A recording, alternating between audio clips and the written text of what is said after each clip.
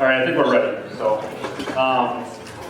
first of all, thank you for the introduction from Michael Shuckers, and thank you all for Dani also for joining us despite the weather and the travel trouble that you're into New York. How's the weather right now? Commissioner of the NWHL, and just kind of, what kind of experiences did you have, and what were the things that you think kind of helped you, prepared you the most to be the commissioner of the NWHL?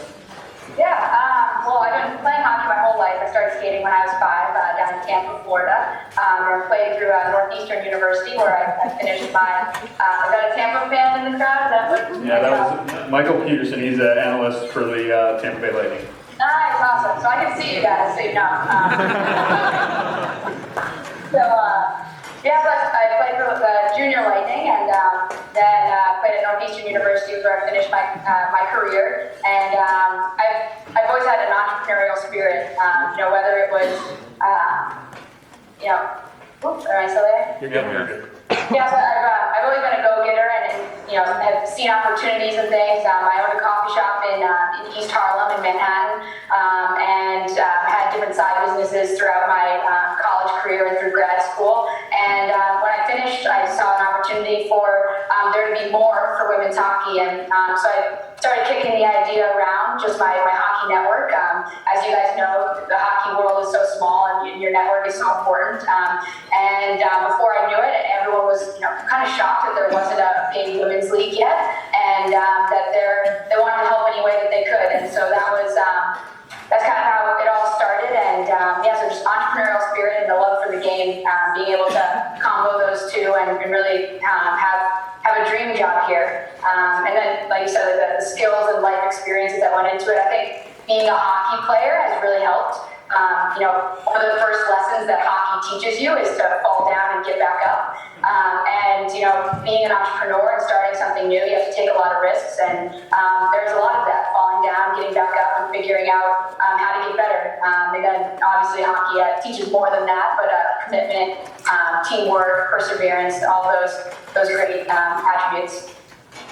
Great. And so, what were the first few steps of that you had to go through to start a league? I think we kind of see sort of the end result, but we don't see a lot of what goes on behind the scenes. A lot of hard work by a lot of people. So, what were the kinds of things that you had to do to, what were steps 1, 2, and 3 to start a professional women's hockey league? Yeah. So it's kind of there are many steps, but the big moving parts, like the rinks to play in. Do we have enough players to fill these teams that are of the professional caliber? Do we have the funding in place to launch? And can we get everyone to buy in? And actually, when you turn the camera around to this room, it reminded me of the last Skype call that I had. Was 2 years ago. I was Skyped in with the U.S. national team. They were all out in Colorado Springs, and I Skyped them. They were like, "What's going on? Tell us more about this league." And I was like, "Yeah, we're launching the first paid professional women's hockey league, and we want you guys to be a part of it." And it was a 2-hour Skype call talking about what it all meant and how they could be a part of it, and answering any questions that they had, because it's new, and change and new things is very difficult for people to buy in. And so that's just kind of a small anecdote looking out at the room here. So after those kind of big moving parts were in place, it was all about surrounding myself with great people. Like you said, there are a lot of people behind the scenes doing a ton of work, or I would say a few people behind the scenes doing a lot of work. We run an incredibly lean staff, but these are people that work here, are incredibly dedicated to the women's game and see the opportunity and the potential for growth. And so that was the biggest thing, is surrounding myself with great people. So you mentioned one of the important things is to find a rink to play in, to find actual ice to play on. So did you? So how did you decide on the 4 cities? So we have, for anyone who doesn't know about the NWHL, we have teams in Boston, Buffalo. Sorry, I just got a notification. It's 2-0 Rangers right now, by the way. We have teams in Boston, Buffalo, Connecticut, and a team here in New York City. And a big part of picking the 4 was we wanted to make sure it was a busing league. But outside of that, a third of all USA Hockey girls registration is in New England or the state of New York. So there was kind of a built-in fan base that we felt would be in our 4 markets. And then 76% of all NCAA Division I programs are in the Northeast as well. So those are kind of the biggest parts. There's a ton of youth hockey in the Northeast, the NCAA programs, and the proximity of all the teams, so we're a busing league. Okay. So you kind of maybe already answered this next question, but you know, what kinds of data did you have when the league started? So I guess right now, you have a bunch of customer data from fans coming to games, fans signing up on the league website, and maybe other places. But I guess what kinds of data did you have before the league actually started to play a game? Yeah, I mean, that was one of the most difficult things. Like, we didn't have much data at all. And like one of the difficult things was women's hockey had never really charged a proper price point for a ticket. So what do we charge? If you have no data, you have nothing to, no price point to reference, how much do you charge for a ticket? We could have looked at the NCAA, which is like $0 and $5 to go to a women's game. But we decided that, we had to prove that this is a product that has a value and that it's worth more than $5. Like, this is the best of women's hockey. So in 3 of our 4 markets, it's $20 to go to a game, and in Buffalo it's $15, and then for our special events, it's between $25 and $30 for our All-Star Game and playoffs. And so that was, if you don't have data, you have to start, and also be comfortable enough and confident enough that your first guess might not be right. Obviously it's an educated guess, but you might have to have a few iterations and be confident enough to learn and iterate appropriately. Great. And so what kinds of things, I guess now that you do have data, what kinds of things, I guess you do a little bit with pricing, it sounds like. Is there anything else that you've used data or you've relied heavily on data for? Yeah. So our player salaries, kind of one of the biggest moments of adversity that we had to go through was this past year. We had to significantly reduce our player salaries, and it was an incredibly binary decision. It obviously was an emotional one and a sound business decision, but it was based solely on data. We had to, our first year, we kind of looked at other women's pro leagues and saw what kind of the standard was for pay, and we wanted to be more than that because we believed in these athletes and we thought we could be more. And then there's kind of a realization that we need to match our revenue to our operating expenses, and our players were the biggest part of our operating budget. So to appropriately match the salaries with our revenue stream, so now the players get paid as revenue comes in. So they're paid on a per game basis now when game days are revenue opportunities. So that was a data-driven decision, and we are constantly remodeling our business and looking to continually improve based on numbers. Obviously, data's nothing unless you're making decisions with it. So. Great. And what about like on the hockey side of things, as far as general managers of teams and coaches of teams? To what extent do they rely on like league generated data, or even are they keeping their own data and things like that? Uh-oh. Sorry, you broke up in the middle there. Oh, okay. So just wanted to ask a little bit about hockey operations. So as far as general managers and coaches, to what extent do they look at like their league generated data, or to what extent do they sort of track their own data and use that to make either coaching or front office decisions? Yes, it's one of those areas are you talking like mostly like on ice stats? Yeah, on ice stats, yeah. Mm-hmm. Yeah, it's one of those areas that we didn't undervalue, but we were not prepared for. It is very difficult to track hockey appropriately with a very lean staff. So I think the first half of the season, we had one person tracking tracking an entire game, which is obviously not enough, and it didn't have the proper tools to do so. So it was one of those things that we had to learn pretty quickly, maybe halfway through the season, if not later. We ended up bringing in Carolyn Wilkie, and she staffed out a bunch of volunteers in all of our markets so we could appropriately start tracking data and even go back and watch our streams so we could make any corrections that we had to from the first half of the season. So she was a savior to us our first year and really helped put us on a more proper trajectory moving into season 2, and it's still an area that we're looking to improve. As you guys know way better than I do, it's difficult, and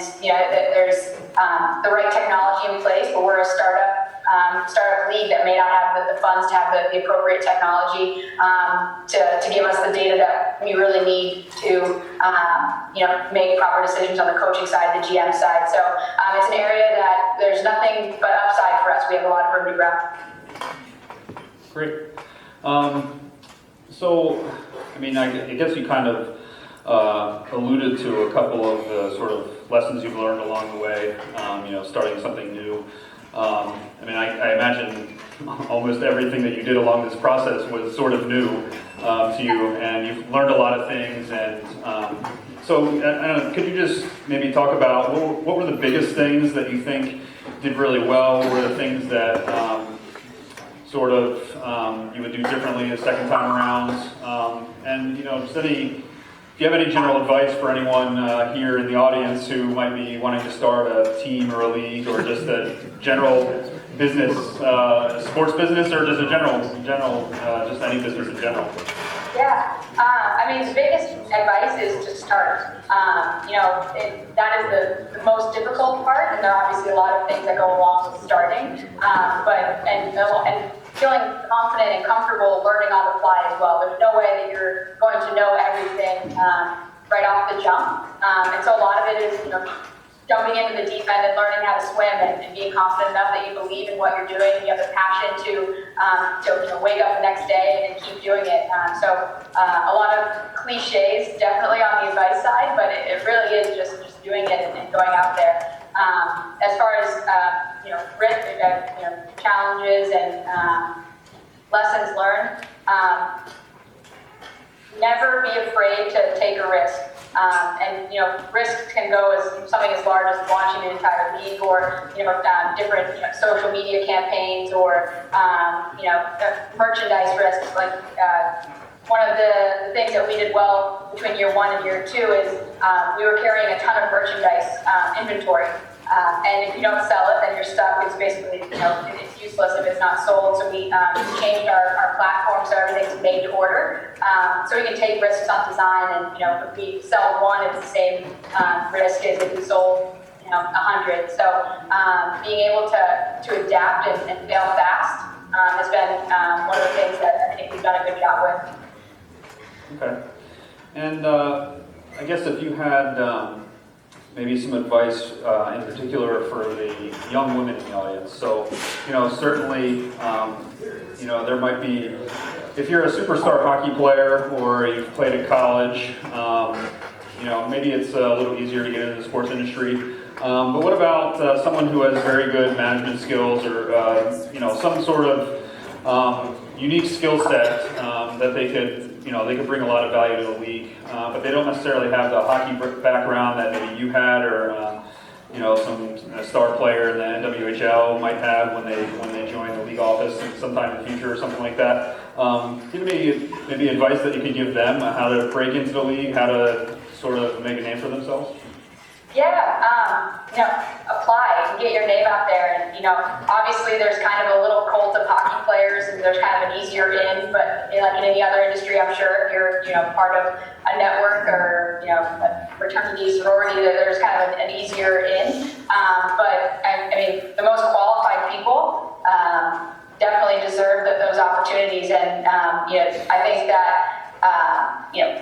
being able to recognize those people is on the side of the the managers and the hiring staff as well. And for women in particular, a lot of these conferences that I'll go to, there's an emphasis on bringing women into the industry, and it's remarkable. As a women's league, we probably have 2 times as many men applying for our internships, applying for our coaching positions, our on and off ice jobs, and so apply. Like, that is the biggest thing. If we have all men applying for positions, we're kind of stuck hiring men. Not that I don't want to say stuck hiring men, because but we definitely want to take the opportunity to empower women in the industry and give them the experience too. And where do you have jobs posted on your website? We do. Okay. We have an application page on our site. Wolfram is there somewhere. Oh, there he is. He's our director of operations at the league, and so he's helping with the hiring process right now. Okay, great. So if you're interested in applying, talk with Wolfram after the talk. Or come up to the computer and talk with Dani. So can you, can you talk about the future of the league a little bit? So what are the next big steps? Where are the next what are the next things that we can look forward to sort of next season and the coming seasons? Yeah, so one of the things that we tested this past season was we brought our skills competition and all-star game to Pittsburgh. And we partnered with the Penguins, and it was an amazing weekend. And our fan base on social media grew 15% in the month of February alone. And that was because we were growing our footprint. We went outside of our market, we partnered with the Penguins, and we had this amazing event. We were fairly strategic with selecting our captains. Amanda Kessel obviously has pretty good ties to the Pittsburgh area.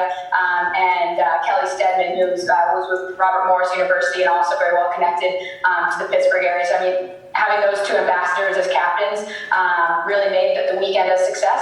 But it also was a low-risk way of us going to a new market and testing our product to see if there was interest in Pittsburgh. And there was an insane amount of interest. So that inspired us for this upcoming season to pick a few more cities to grow our fan base and also to introduce the game of professional women's hockey to new markets. So kind of tentatively thinking about those markets, we're looking at Detroit, going back to Pittsburgh, maybe Philadelphia, Washington, D.C., kind of a handful of markets that are within our geographical region, but also we think have great women's hockey ties. So no plans to expand to Florida? We got 2 NHL teams down there. I'm definitely a little biased. I grew up in Tampa, as you know, so I might drink my lightning mug here. Definitely not our first phase of expansion, but we'll table it for maybe the next one. Okay. So what's, speaking of people who are in Florida, what's the best way that people like us who are maybe not in the one of the 4 cities where you have a team, so of course if you're in one of the 4 cities that has a team, you can go to games, you can support the team that way, and support women's hockey in that way. What about what do you think the best ways are for us, for the rest of us who aren't in one of those cities, to support women's hockey and also just to support your league specifically?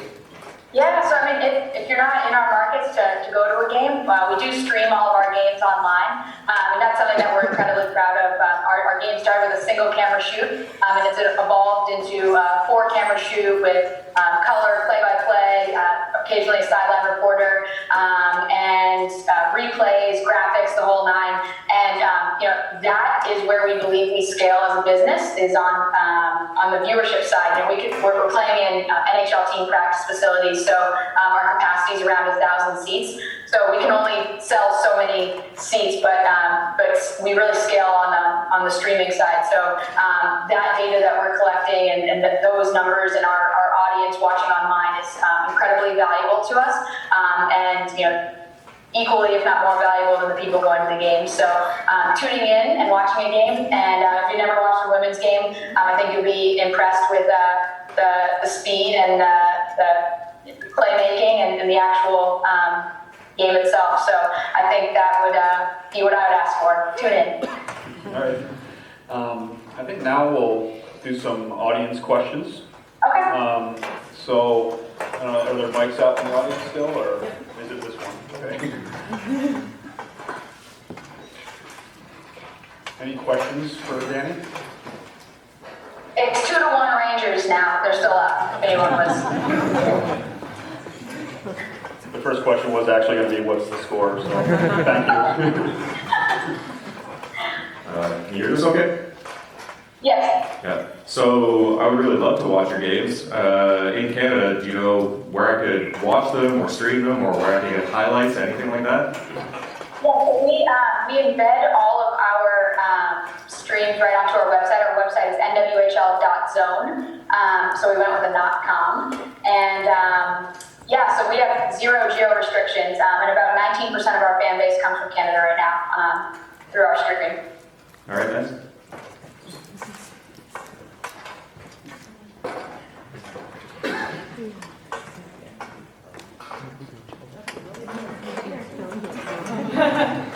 Hi. So I know that there have been rumors and discussions about the possibility of merging with the CWHL, and I just wasn't sure if you had been in discussions. Oh, can you hear me? Oh yeah, sorry. I'm not on the camera. Sorry. Yeah, so just with the merger possibly, because people have discussed merging you with the CWHL, and so what is your thoughts on merging with that or expanding into Canada and having competition there? Yeah, obviously we have a lot of respect for the CWHL and what they've accomplished over the last 10 years. And right now we are 2 different leagues in 2 great countries. And we would love to play a game with them, or whether it's the champions of past season meeting for one kind of all-star game or Champions League type thing. But right now we're in communication with them and trying to see if there's any possibility there. Maybe 1 or 2 more questions? Last year, what team won the championship? The Buffalo Buttes won. Actually, it was we have a few staff writers who believe it was the biggest upset in hockey history. Our Buffalo Buttes goalie Brianne McLaughlin had she faced 62 shots and had 60 saves in a 3-2 win against nearly undefeated Boston Pride. And so we definitely ran through all those statistics, and someone actually put together a nice clip of all 60 saves in like a 2-minute span. So that was incredibly impressive to watch and potentially the greatest upset in hockey history. So long answer short, it's the Buffalo Buttes.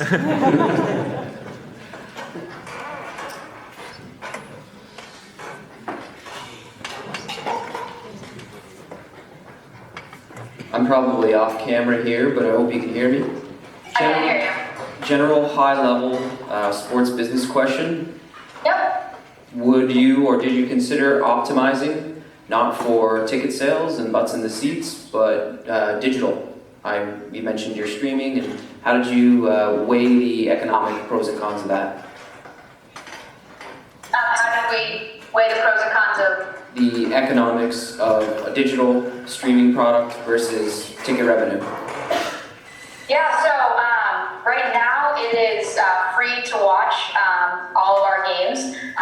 We think that generating an audience for women's hockey is more important than having a couple hundred people pay to watch the game. So our final game, we had close to 100,000 people tuning in. And our average regular season game will have around 5,000 people watching. And the cost of opening the doors is actually about on par to the cost of producing a game. So we produce all the games internally.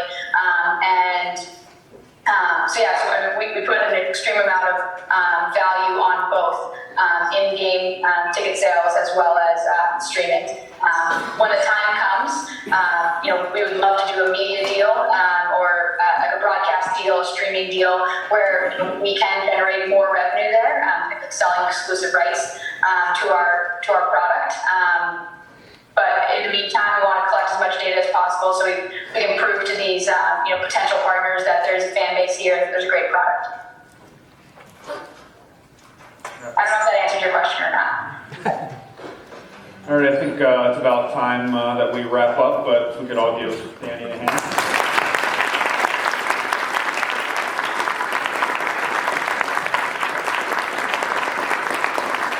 And we're going to go ahead and have a break, which is going to end at 4:15. But I'm sure if you have any more questions, you can come up to the computer here and ask Dani. We'll turn the speakers off here so we don't distract everyone else. But come on up and ask our speakers some more questions if you would like during the break. You probably can't open. That's good.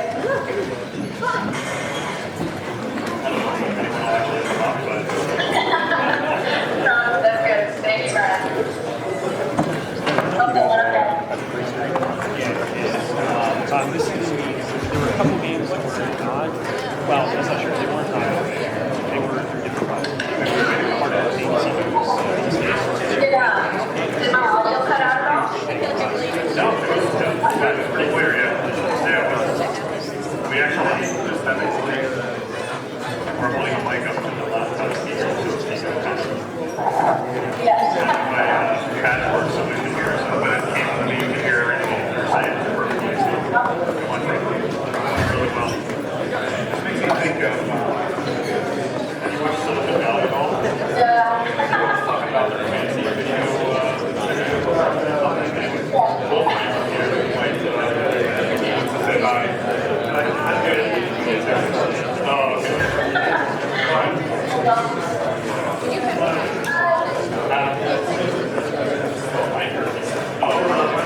Can you hear us okay? I'm just wondering that most of the players that come through have actually come from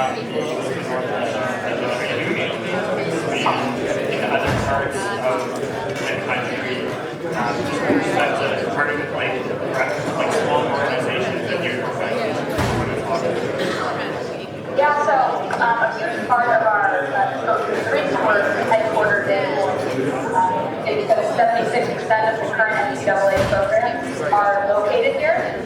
But we have ties to teams out in Alaska, all the way out in California, the state of Washington. So I mean, we're definitely looking to expand our fan base as much as possible, and also bring players. We have players from British Columbia, all over the country. Thank you. Hi, I don't really have a question. I just wanted to say that I have been so inspired, and because I really wanted to go into hockey operations. Yeah. And it's so hard as a woman, and I just look up to you so much, and I wanted to say thank you. Well, what is your name? Sydney? Sydney? Yeah. Where do you live? I live in Columbus, Ohio, but I'm actually moving up to Toronto. I'm going to grad school right there. Oh, Yeah. I'm really excited for that. yeah, that's awesome. Well, hopefully I'll be able to meet you at a Buffalo Utes game. It's a little closer to Toronto than Ohio, but yeah, I mean, keep working hard, and I'm glad that you're in it. Yeah, the gender is only a barrier if we make it one. Absolutely. Thank you so much. Yeah, of course. I wanted to ask you, how many different statuses do you track? You know what? We track on the ice. Yeah. We track all of the normal stuff and then maybe a handful of other things. So not as many as we should. The answer is we should figure out how to track more. Cool. You're welcome. Hi, Dani. Michael. Hey! I just wanted to thank you. This was great.